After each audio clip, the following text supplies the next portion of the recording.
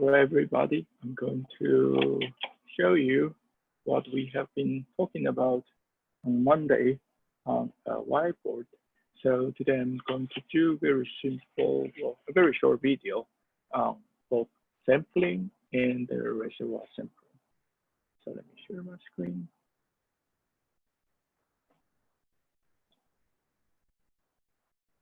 Okay, I hope you can see my whiteboard.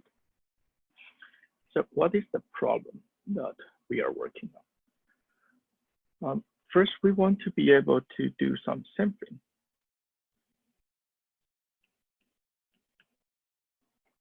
Okay, so sampling of what? We want to be able to do some sampling of streaming data. So we have some data stream comes in, this is now. We have some tx minus 1, and so on. Okay, so the first topic we were talking about is sampling at position. Okay, not a very good slide. So sampling at position is not a good idea. So why? Why don't we want to be able to, why don't we just want to sample at position? So the position means the time point when it comes in. So sampling at position, not a very good idea. If let's look at one example. We'll look at the example from the slides. Let's say we have 1,000 tuples, and we want to do 10% sampling. Okay. So what does it mean we have tuples? Each data point comes in at each time. We are looking at tuples like this. We can have user ID or username. We will have time, 3 p.m. And we have a search keyword. Okay. And another tuple will look like Mary, 3 p.m. and Bob, right? And so on. So if our goal is to be able to sample for 10%, and we want to be able to answer a question such as unique queries, what's the percentage of unique queries or duplicated queries? And here we are assuming that duplicate queries means the queries that appears twice, 2 times. Okay, so we only look at queries that appear 2 times. And we also have another types of query called single queries. These are the queries that appear 1 time. So if we look at our example, how many of them do we have? Very simple example here is we have S-type queries, 800 of them, D-type of queries, we have 100 of them. Okay, so to answer our question, if we are able to store all the queries in our main memory, we will be able to say we have 100 duplicated queries divided by 800 times 100, right? So it's 1/9. Okay. So remember now, so far we are talking about this are the unique types or unique keywords. Let's look at our sampling method.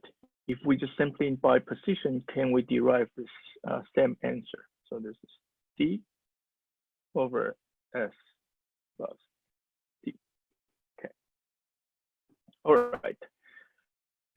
So when we start to do sampling,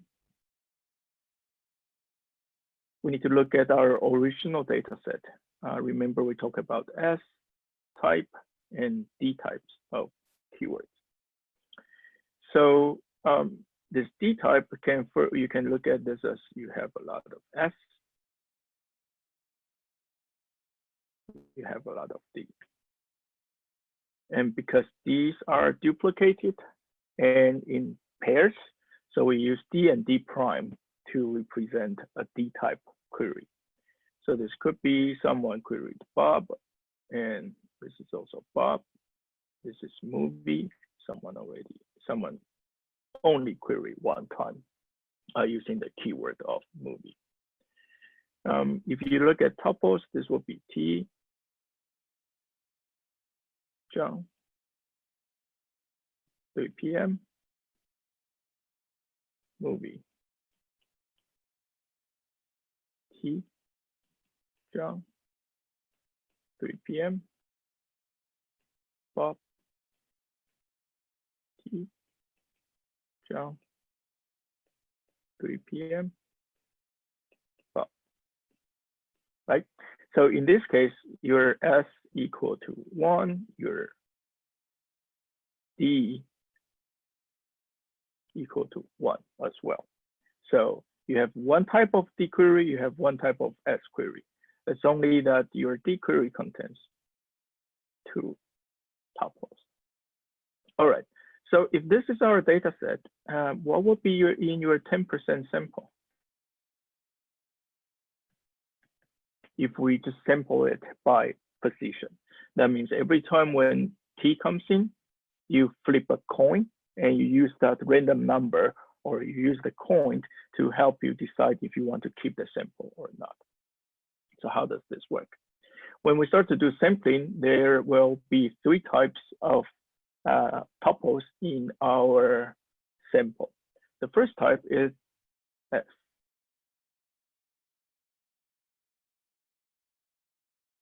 The first type will be S.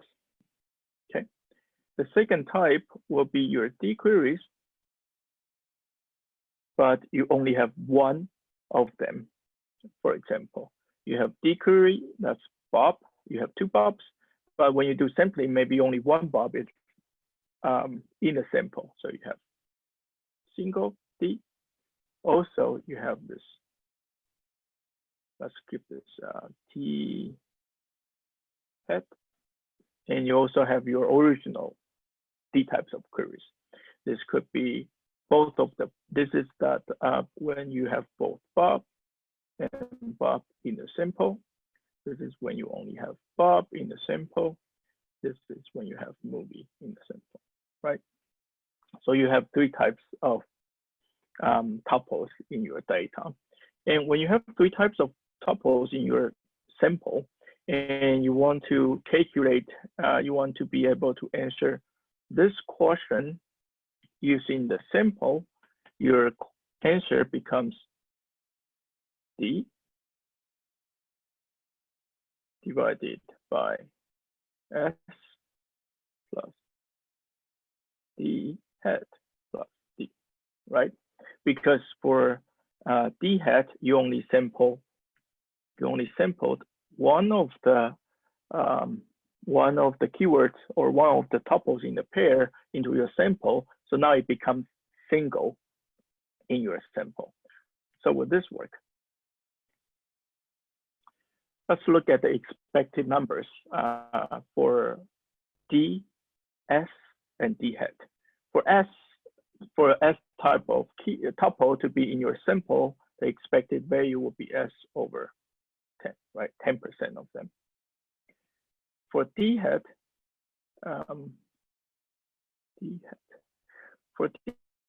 that means one of the pair is sampled in and the other one is sampled out, right? So to be able to be sampled in, you have what? 10% chance. And to be sampled out, you have 90% of the chance. And times the number of unique duplicated queries. Plus, you can have the first one, the first Bob got sampled out. The second one got sampled in times D, right? So this becomes 18D over 100. And you also want to calculate your the expected value for your D. So what is the expected value for both tuples in a pair got sampled in? So both Bobs got sampled in. You have 10% sampled in for the first Bob times 10% for the second Bob times the number of unique duplicated queries. So this is D over 100. Right, so now you have this number, and this number. You can calculate this. If you follow the slides, based on all these values we just calculated, I think we have something like D over 100 divided by S over 10, right? Plus D over 100 plus 18 D 100. So this one looks good. This is the duplicated queries, duplicated tuples. This is single, doesn't really change much. This is the duplicated query. You want to sum them up to generate the summation of all the queries you have. The problem is actually here. So for this expected number, if we don't sample it, this should be duplicated queries or duplicated tuples. But because we just sample on at position, this becomes singles. So only one of the pair, well, only one of the bobs is sampled in, so that you have this number. And this is not equal to our D over S plus D. So we have a problem. How do we solve this problem? The solution is very easy. When we start to do sampling, instead of deciding if you want to keep a value when it comes in, you look at some IDs, right? So you look at your ID John or Mary or other usernames, and then you sample the users. So that means you will keep a subset of the users in your sample, and you use that to generate your result, assuming that the subset of user can represent the entire user base. So this is the first algorithms we talk about. And the second one is reservoir sampling. So for reservoir sampling, what we are looking at is something like this. Okay. So you have T, you have some data stream, A, B, C, D, E, F, G. And we have some sample. Let's assume your sample size equal to 2. That means at any given time, your S can only contain 2 data points. In this case, if we only look at the first 2 data points, here, what would be in your sample? Your sample will become A and B, right? And if we look at times 3, what will be in your sample? A, B, or C? The problem that we are solving here is we want A, B, and C has equal probability to be in the sample. That means the probability of given the sample, C in A, should be the same as the probability of given the sample, C in B, and the same as the probability of given the sample, and C in C. So how do we guarantee this? The easiest way is whenever you have new data points, you don't discard any old data point. You store everything. And if you store everything, you can choose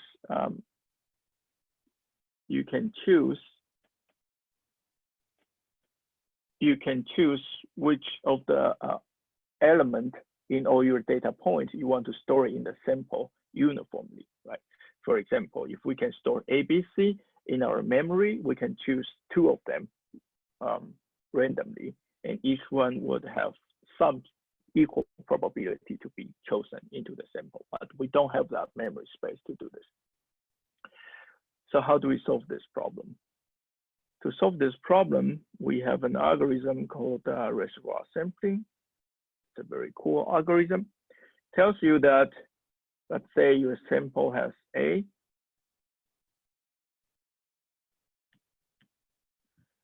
Your sample has A and B.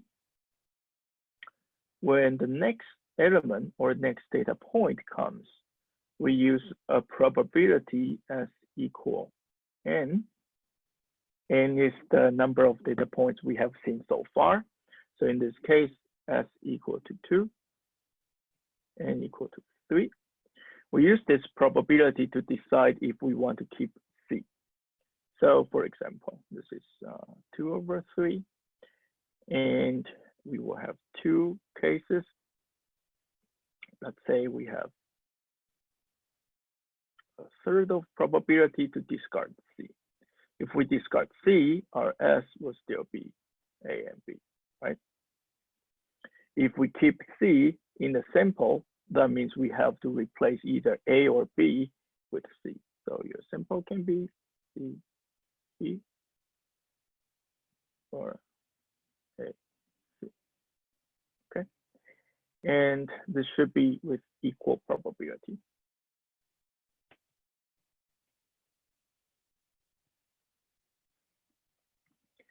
And the algorithm tells us that if we do this, the probability of P A in the sample will be the same as the probability of P B in the sample, and the same as P C in the sample.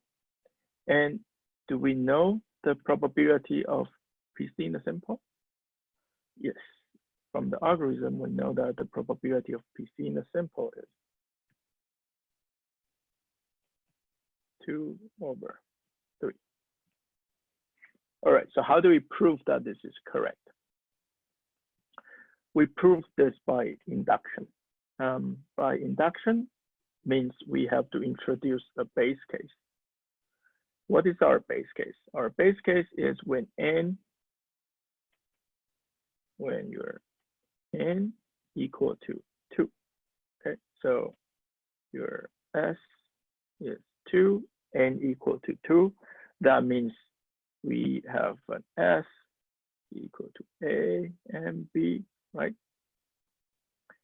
And the probability of A being in the sample is the same as the probability of B in the sample, and they will be the same as your S over N. Equal to 100%, right? Because you only see 2 data points and your sample size is 2, so you store both of them is 100%. So now this is good. We have our base case. Our next case is we need to, well, to be able to do your induction, we assume that at time N, this is correct. So at time N, every sample in your, every data point in your sample has the probability of S over N to stay in the sample. Okay, so this can be written as the probability of C in a tuple, any tuple Tx, given the sample at time N is S over N. So this is good. Now we just need to show that this works for N plus 1.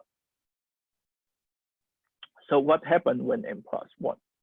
N plus 1, when the time comes to N plus 1, that means we have a new sample. So let's say our new sample is E. So we have a new, sorry, not new sample, new tuple. Now we have a new tuple, and this tuple is the tuple E. Okay, so we have this E tuple, and we also have a sample, right? If you think about this, every element in the sample is Tx has the probability to be in the sample, and that probability is your S over N, right? Based on our induction hypothesis here. So what is the probability of this Tx still in the sample, given that we are at n plus 1 and seeing this E? So if we look at the case, the first case is we will discard this E with this probability, right? So this is the probability that we will keep the new data point E. So take the complement. You have the probability of we are going to discard data point E. So if we don't discard it, we will need to keep it. So to keep it, based on the algorithm, we know that the probability that we will keep the new data point is this S over N plus 1.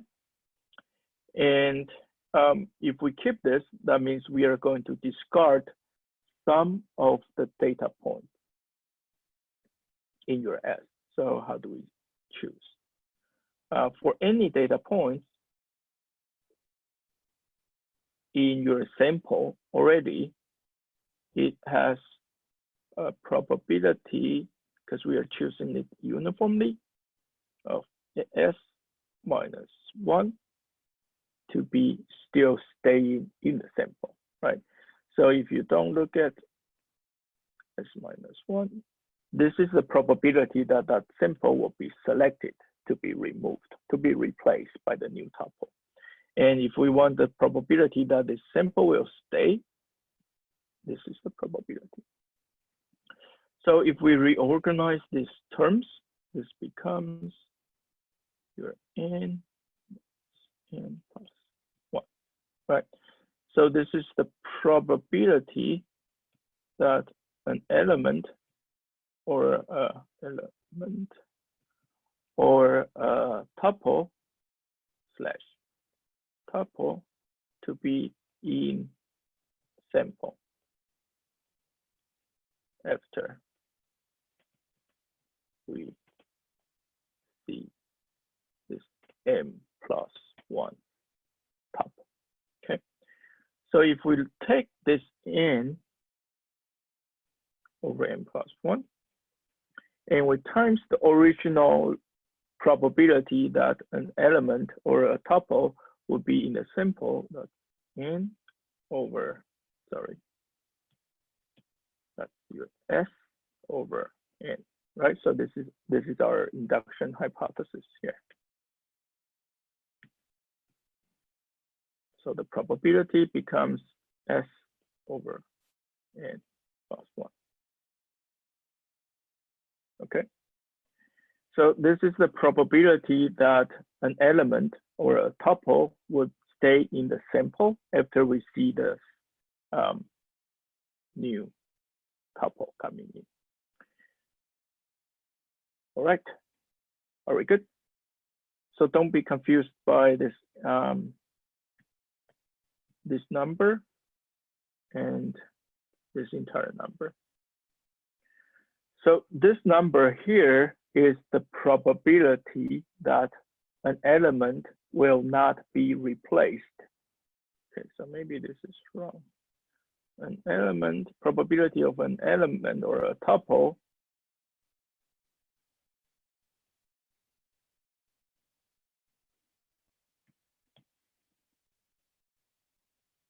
in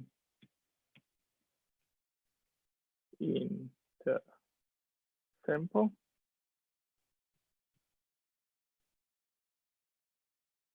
probability that an element in the sample will not be replaced. Okay. And here, this is, you consider the original probability of a tuple being in a sample times the probability that it will not be replaced. So the overall probability of having this element still in the sample once you've seen the N plus 1 element is this. So what is the probability of the N plus 1 element to be in the sample? It's based on the algorithm, it's this, right? So these two are the same.